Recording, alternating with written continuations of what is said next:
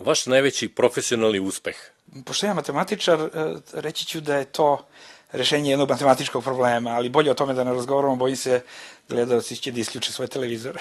To što sam sa grupom prijatelja i saradnika od jednog praktično zamrlog časopisa uspeo da napravim intelektualni, kulturni, medijski i nacionalni fenomen. A neuspeh? Bilo ih je toliko da zaista ne bih mogao da izdvojim jedan kao najveći. Uprkos svim naporima još uvek nismo eliminisali sa javne scene iz javnog diskursa ekstremizam, primitivizam i patologiju. Opišite jednim pridevom političku scenu Srbije. Antagonizovana. Haotična sa tendencijom pogoršanja. Opišite jednim pridevom izbornu kampanju. Zamorna. Za sada mlako, ali će vrlo brzo postati vruće. Najoriginalniji izborni slogan. Smatram da nijedan od slogana koje smo videli na ovim izborima nije originalan. Možda život je zakon ili svim srcem. A najmanje originalan? Primetio sam jedan slogan na kojem piše naš drug, tačka. I onda ime i prezime. Dakle, to je prosto nepismeno i zato mi je privuklo pažnju. Za jaku i stabilnu Srbiju. Kakav će biti odziv birača? Ja lično očekujem da će on biti veći, možda čak i znatno veći, nego u prvom krugu izbora 2004. godine. Osrednji, barem u prvom krugu. Opišite jednim pridevom predsjedničkog kandidata Borisa Tadića. Lep. Pristojan. Tomislava Nikolića. Uporan. Ozbiljan. Velimira Ilića. Jednostavan. Narodski. Milutina Mrkonjića.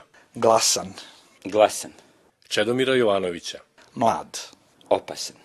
Kakva odstupanja u rezultatima očekujete u odnosu na parlamentarne izbore za Borisa Tadića? Očekujem da će on osvojiti više glasova nego Demokratska stranka. Biće bolji. Tomislava Nikolića. Osvojit će više glasova nego Srpska radikalna stranka. Biće bolji. Velimira Ilića. Osvojit će manje glasova nego koalicija Demokratska stranka Srbije, Nova Srbija. Svakako ispod rezultata koalicije. Milutina Mrkonjića. On će takođe osvojiti manje glasova nego SPS. Otprilike slično. Čedomira Jovanovića. On će približno osvojiti isti broj glasova. Otprilike slično. Zašto DSS nije podržao Borisa Tadića? Da bi ostavio sebi prostora za kombinatoriku koja sledi između dva kruga. Pretpostavljam zbog trenutka i načina na koji su predsjednički izbori raspisani, a i sve većih međusobnih političkih razlika. Kako će podrška DSS-a Velimiru Iliću uticati na odnos između DS-a i DSS-a? Neće ga popraviti. Neće uticati nikako. Ako se ti odnosi budu kvarili, onda će to biti zbog drugih stvari. Zašto radikali u Srbiji imaju veliku podršku? Zato što postoji veoma veliko biračko telo koje je svakako više od 1.000.000 birača, koje deli njihove političke stavove i koji deli njihov sistem vrednosti. Pod 1 zbog neispunjenih obećanja posle 5. oktobra, 2 zbog loših života i 3 zbog politike Zapada prema Srbiji. U kojoj meri pitanje Kosova utiče na opredeljenje građana na izborima? Mislim da to neće presudno usisati na opredeljenje građana. Utiče značajno. Da li se građani na ovim izborima opredeljuju između proevropske i antievropske orijentacije? I to je jedna od linija podele unutar biračkog tela u Srbiji i ja mislim da će ta linija podele u budućnosti biti sve značajnija. Ne sasvim, ali će svakako biti pokušaj da se to tako predstavi. Koji kandidat može da iznenadi rezultatom? Na ovim izborima neće biti iznenađenja, znamo ko će ući u drugi krug.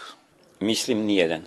Vaša prognoza za prva 3 mesta u prvom krugu izbora? Mislim da će prvi biti Tomislav Nikolić, da će drugi biti Boris Tadić, da će treći biti Velimir Ilić.